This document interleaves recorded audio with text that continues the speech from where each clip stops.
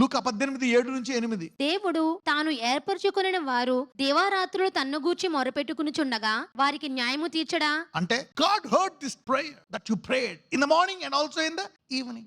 Every day. తాను ఏర్పరచుకునేవారు దివారాత్రులు తన్ను గురించి మొరపెట్టుచున్నగా, అంటే దివారాత్రులు మొరపెడతావా లేదా అని ఆయన చూస్తున్నాడంట. అంటే ఏంటి? గొప్ప విశ్వాసం ఎంత ఆలస్యమైనా ఎంత శ్రమైనా మొరపెడుతూనే ఉంటుందంట.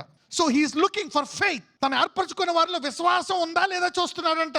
చేతులు ఎత్తేసావా, ప్రార్థిస్తున్నావా అని. No you not finish. తను ఏర్పరచుకునేవారంట, ఏర్పరచుకొని కావాలని చూస్తున్నాడంట. వాళ్ళంక ఏం చేస్తారు వీళ్ళు? పక్కనలో చెప్పు. కాబట్టి ఇప్పుడు దాకా ఆపేసింది చాలు, ఇల్లు మొరపెట్టున్నాడు. Don't take a break. God is counting on you. ఇక కొంతకాలం ప్రార్థన చేసి ఇక దేవుడు చేయడేమో అనుకుంటున్నావు. కంటిన్యూ చేయి అంటున్నాడు పరిశుద్ధాత్ముడు లోపల. నువ్వు ప్రార్థించిన ఆ సమయం అంతా గుర్తుపెట్టుకుంటాడంట. వాటన్నిటికీ ఒకేసారి కట్టకట్టి జవాబిస్తాడంట, వరదలాగా. పక్కన చెప్పండి, నీ ప్రార్థనలన్నీ ఎక్కడికి పోలే, ఒకేసారి ఆశీర్వాదాల సునామీ వస్తుందని చెప్పండి. ఆయన ఎక్కువ ఆలస్యం చేస్తున్నాడంటావా?